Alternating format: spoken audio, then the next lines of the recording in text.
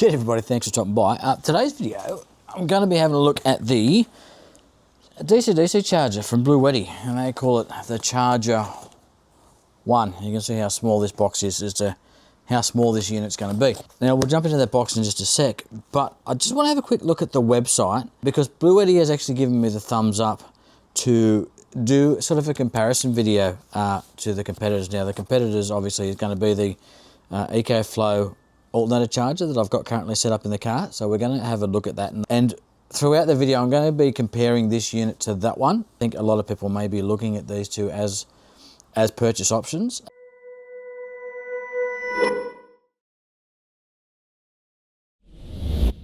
So straight away, I'm just going to jump into some of the specs because I want to see whether this, when comparing to the EcoFlow alternator charger, is going to be a bit more suitable for my situation. Give you a quick rundown of what Bluetti says about this product. It obviously says it's got wide compatibility, so it works with 95% of power stations. So I've ducked in and we've grabbed a handful of the generators that I've got, or the power stations. So I've got the original Bluetti, I think that was EB150, I think. It's 1,000 odd watts. We've got the Bluetti EB3A there, the AC70, we've got a Jackery in the back there, that's the 1,000. This is the R6 from All Powers. We've got another little EcoFlow there and the Delta that we had in the back of the car. So a good variety of power stations here that we can test. It basically comes down to the connectivity and how this operates. So even if it doesn't work directly with the solar generator that you want to use, likely you're going to be able to find some sort of adapter to make that work. So the 95% of power stations is probably accurate. I like that. Maximum of 560 watts out. That's going to depend on the power station ultimately as to what sort of voltage it can accept. To get the best, or to get the highest output out of this, that 560 watts, you're going to be using it at its maximum voltage. When we get to these smaller ones, now these are going to have an input, for example, 11 to 30 volts is the input on this, 150 watt max, I think it says, 110 watt max. But generally as a rule, if you go around to where your connector are, and Bluetti is really good at this, as you can see, inputs on the front. So this is input for our 240 volt, but you can see it says 240 volt, maximum 4 amp. This is our input. This is an older generation, still using this older connector. 12 to 28 volt, 8.5 amp limit. This is our input over here, 16 to 60 volt, 10 amp limit. Now this is our All Powers, 12 to 60 volts. If we have a look at the largest Bluetti that I've got, and there's our input here, 12 to 58 volts, and then 10 amps, so 500 watts. So we're going to be dropping about 60 watts from the maximum from the Charger 1. Be aware of those voltages, work within those voltage limits, and you'll be okay. Go outside of those, as in go too high, trying to get more power out of it, you're going to get in trouble and you're going to bugger your gear. Yep, straight to 110, back to 108. That's the limitation within this. This thing is maxing out at 29 volts, 105, 110. And that's what I'm seeing in here. So if you've got one of these little ones, this one being 300 odd watt hours, something along those lines, just have a look at your specs before you go buying this charger. That little EcoFlow is compatible with that, it's working with that, but it's limited to 110 through that input port. So 500 watts, possible, 560, but it's never going to take any more than 110. And I can get that out of the cigarette lighter socket in the car, wasting your money. If your system can take anything, 300, 400, 500 watts, then it's probably worth you looking at this to really increase your speeds as far as charging goes. The solar generator or your power station is limited to 100 watts, 120, 150 watts in, then it really doesn't make sense. But I think that's about all I can show you as far as compatibility goes. So your power station ultimately, if it doesn't accept that higher voltage, up to about 56 volts, I think it is thereabouts, then ultimately you're not going to get that 560 watts. Enhanced cooling, now this is the part that I'm interested in the most. Active fan cooling for optimal performance and extended service life. Obviously, the cooler you can get these objects to run, the longer they're likely to last and live. Heat is the killer of all things, unfortunately. With the with the EcoFlow alternator charger that I've currently got, it pumps out 800 watts, which is outstanding when I want to use that, and I can run the 800 watts out of that into the Delta. The problem I have is where I work up in the valley, it can get, you know, 50, 60 degrees or something plus in that car when it's locked up during the day. And I come out after a day shift, and what I'm finding is that alternator charger just won't work. It's too hot. It has a limit of 50 degrees. So I would then drive home for an hour to, you know, leave there to get home, and the alternator charger, despite having the aircon on and moving it out to a position where it gets cooled, just won't turn on. So there's, you know, an hour of basically having that battery fully charged. If it's been a hot day, the car's been hot, the fridge has been working out, the battery is usually pretty low, which means I need to get a charge into it and it just doesn't work. I go out the next day to go to work, and sometimes I find that the fridge is flat. The good news is that I'm heading to work in the morning, it's usually cooler, and then it will work. I've even found at 50 degrees, when it's a slightly cooler day but still hot, if the unit is at 50 degrees, instead of putting the 800 watts output, then I'm only getting around about 300 watts. And now that is passively cooled as well. The fact that this is actively cooled and has a fan in there, I'm really interested to see how this does in the heat. The fans are going in this. I'm going to give you a listen to that. The AC70 has its own fan. The power supply has its own fan. It's doing its own thing, but let's just bring this up to the mic. And you can probably hear that. It is what I would call quiet though, because I literally had to pick it up and put it in my ear to be able to hear it. Certainly over the fans of the AC70 and the power supply that we've got sitting right under it. So whilst I am intending to install it into the van behind me, into the UEV 490, obviously I'm wiring this and setting this up with battery systems so I can be off grid. That's how I like to camp, because I'm also looking at, you know, using a power station. I haven't decided on which one I'll take away with me yet. And because doing the YouTube thing, I often, you know, I'm expecting to get new ones throughout the course of this year. The compatibility of this unit, the Bluetti Charger 1, it won't matter what units I get this year, this is going to work with it, or I'll be able to make it work with it with adapters, etc. With the EcoFlow unit, it's proprietary. It only works with a number of their units. So that's why this is going to go into the van, because it's not going to matter what unit I get in the future, I'm going to be able to get it to work with this. For testing in the immediate future though, is to pull out the EcoFlow one, put the Bluetti one into the back of the Commodore, which is a car I use backwards and forwards to work. I want to run it for at least a week in those hot temperatures, just to see how it goes as far as those, just to see how it goes in those hot situations, and to see whether the active cooling makes this a better unit for installing in the back of that car. The EcoFlow was passively cooled. The Bluetti's got the fan in it. The only time that I ran into an issue with this in the heat was because I was using it with the Delta system, the EcoFlow Delta. It had got to a point where it didn't want to charge, but this was still outputting voltage. Now, it was only outputting half of the rate. It did seem to derate itself rather than getting to a point where it didn't want to output anything. But obviously with the active cooling, the fan come on, it came down to a point where it was outputting current where I wouldn't have seen that with the EcoFlow being passively cooled. So depending on the power system you've got it connected to, it obviously needs to be cooled down enough as well. But I did find that this was a lot better in a hot car, in the Australian environment, middle of summer, that sort of stuff. The thing I can't see is the temperature of this unit itself. If it goes into an over temp thing, or just for peace of mind, I would like to be able to check the temperature on it when I get into a hot car and to see what it's doing. It just would have been handy for when I was seeing that sort of half output on it to know what the temperature on it was. You know, do I need to direct cool air to it? Do I need to open the windows? Whatever the case may be, it's just nice to be able to see that as a status. That was something I was able to do on the EcoFlow. I'd like to see that in here as well. It's better at handling heat, but I just can't see the temperature in the app. Got safety features as far as short circuit reverse connection, under voltage, over voltage, which I can confirm works because I got it asked about when I was connecting it up, just in a rush to get the video done. Smart protection on-off functions to save it draining from your battery, same as any dcdc charger on the market. So I'm just going to start the car up. It's filthy hot in here, but this is what the charger is going to need to contend with. 12.2 is on our car, so it must be a 13 volt start point. So we're at 11.9 volts now. Going to turn off silent charging because we want it to do the full biz. Right, so 14.3 volts, so it started up relatively quick, but it is taking a little bit of time, which is good. So there is some sort of delay here.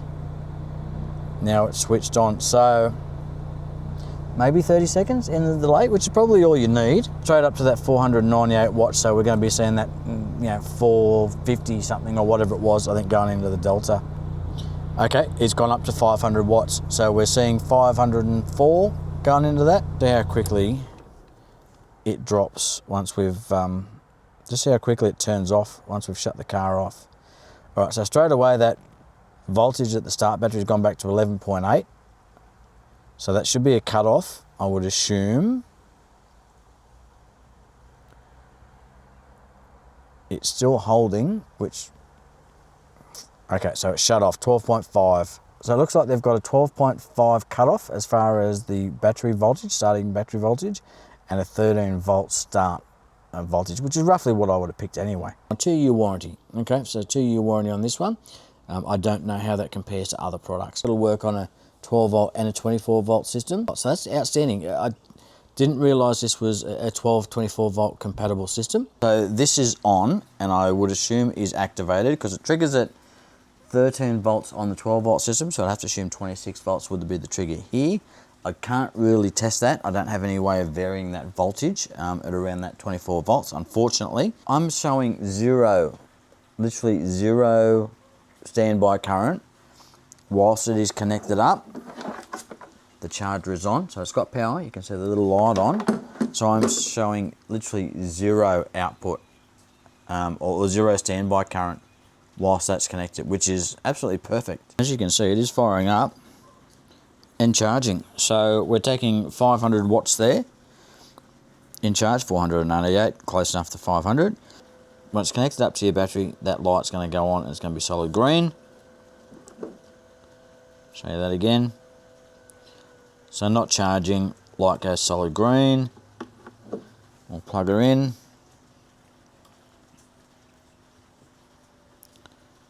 Light starts flashing and we start getting the charge down here. We're putting 500 watts into the system.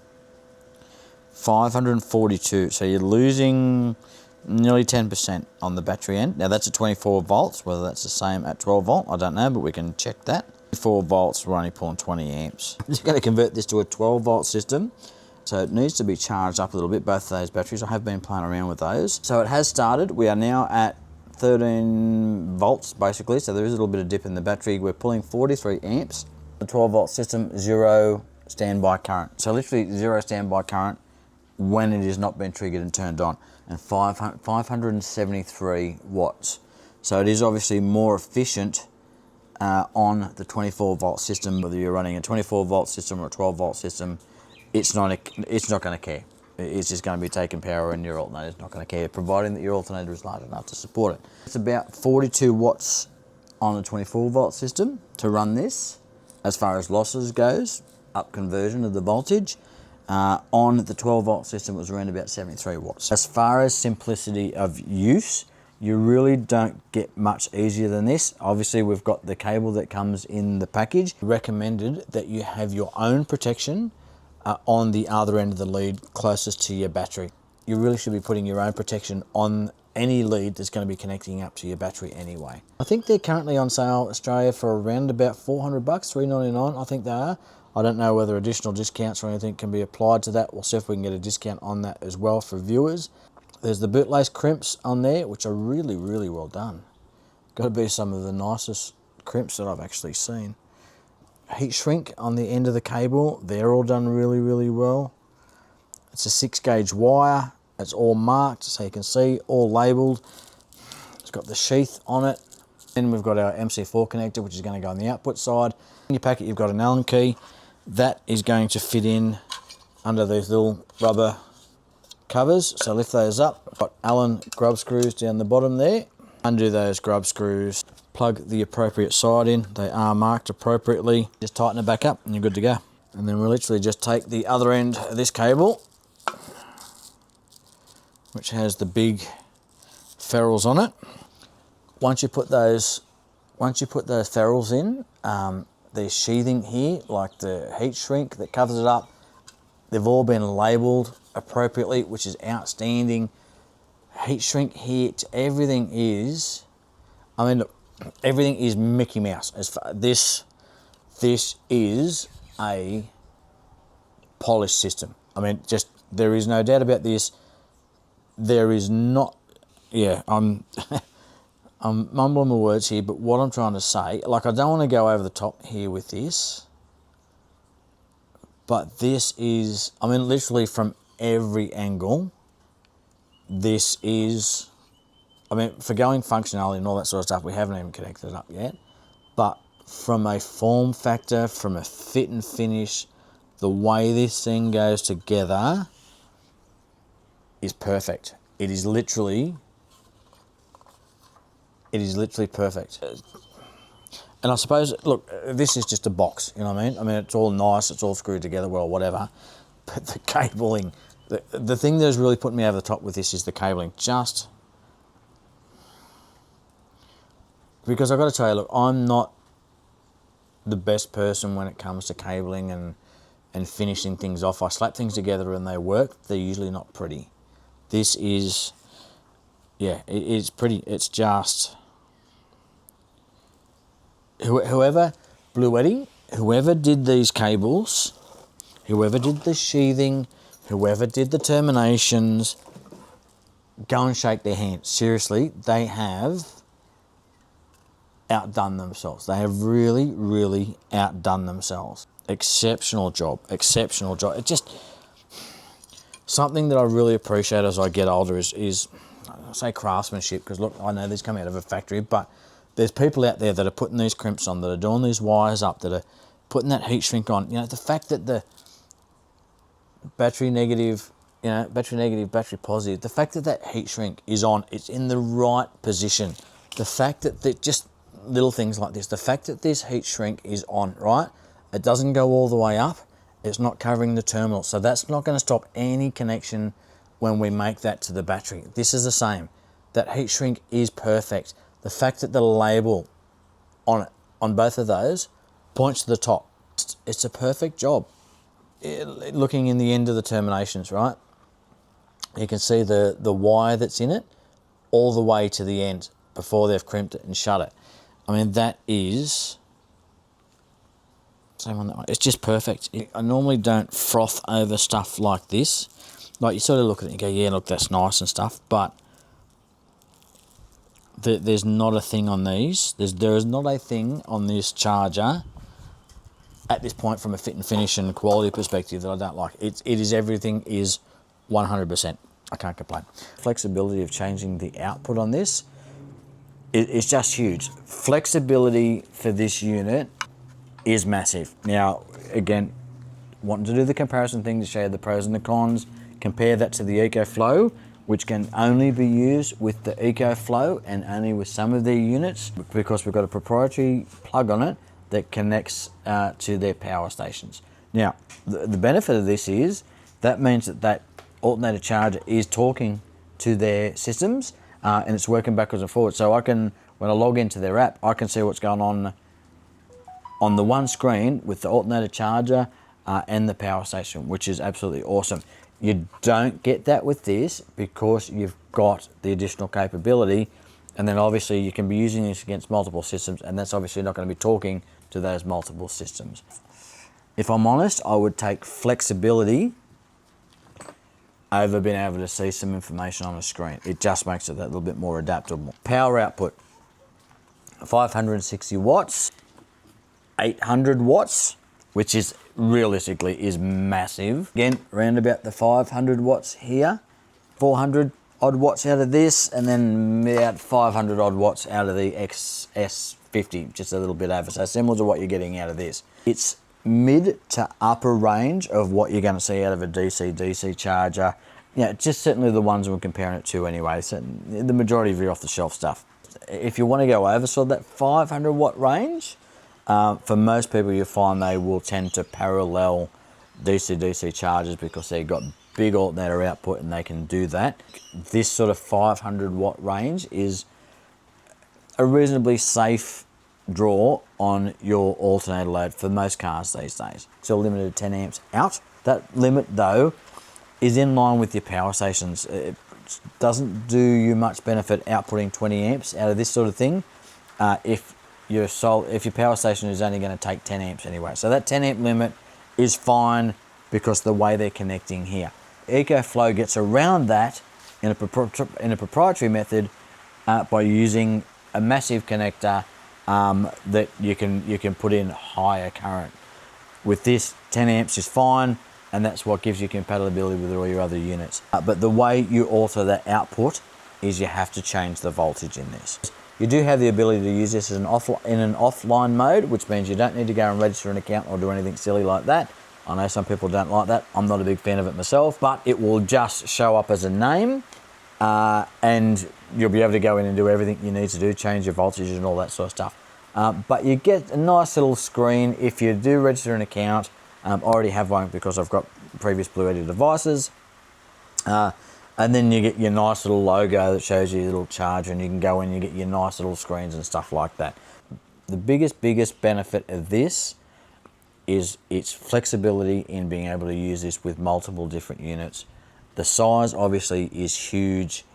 Being able to make it into a portable unit like I've done here, obviously I could shorten the wiring up, etc. if I wanted to. I can't stress that enough, and I know I'm going over this again and again. The best thing I like about this is its flexibility. The flexibility to use it with any power station is just massive for me, just absolutely massive. I've got multiple vehicles, and just being able to pull this out and plug it in, you know, make up my own wires is just awesome. I mean, that flexibility has its own caveats in that if you select the wrong voltage, so if you put it on 56 volts and you plug it into a smaller generator with an input voltage limit of 30 volts or something, you're going to fry it.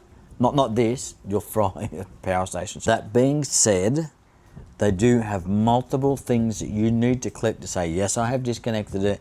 Yes, I have chosen the right, voltage, whatever. I know what I'm doing. Basically, you got to, I think it's 2 or 3 clicks that you've got to confirm what you've done before it'll output that voltage. They've put those steps in place to try and protect you. If you ignore those and just click, click, click, and you break something, that's on you. Cons that I would have to say about this, as far as your power station goes, this pretends to be a solar panel.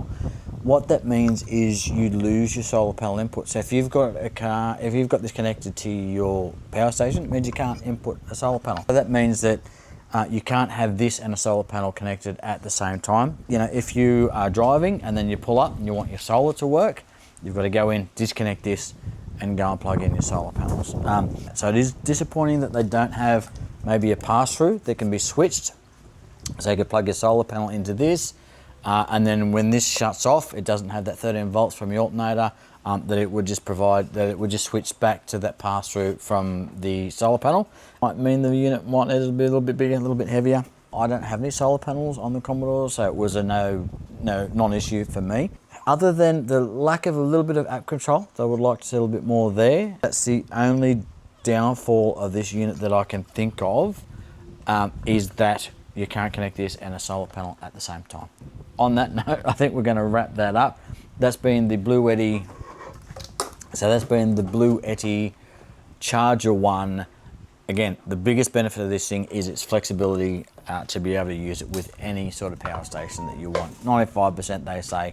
I reckon that's probably closer to 100%. Whilst we didn't see any standby current on that Victron shunt, I still think it would be worth just going and flicking this and just disconnecting it all together so there's no current getting used while you've got your van parked up or something like that. Whoever made these cables up, find them and shake their hand. They are absolutely perfect. That's it. That's the Bluetti Charger 1. I really like this unit, and as you can see, I'm gonna get plenty of use out of it in multiple different vehicles, which is why I'm gonna wire it up to be a portable unit so I can use it in that form. Ultimately, it might end up landing in the van build. Just a couple of bolts, just a couple of screws, screw it in the system. But at this stage, I can't do that because where the battery currently is, the 12 volt system is going to get converted when the new batteries turn up to a 24 volt system. Where everything is going to be, where everything is now, is going to move. So there's no point installing this somewhere until I get all that finalised. Anyway, that's it. Thanks very much for stopping by. I hope you enjoyed this one. I was really hoping to get my hands on one of these. I don't know why, for some reason, I must be down the list as far as YouTubers goes, certainly in relation to Bluetti and some of the other guys, because I often see lots of these videos on these products already before the companies reach out to me and say, hey, would you like to look at it? It's like, well, yeah, I would, but it'd be nice if I could get one a little bit earlier. So Bluetti, if you're listening, bump me up that list a little bit, will you? That'd be interesting, because it does make it challenging as a YouTuber. I don't like to rinse and repeat what everybody else has done. I like to do things a little bit different. I actually like to test my products before I go and do a video. Just try and do something that's a little bit more interesting and not the same video. Hey, this is a game changer type videos that you've seen 100 times before. I hope you liked the video. Nice to see you again, and I'll catch you on the next one. Cheers.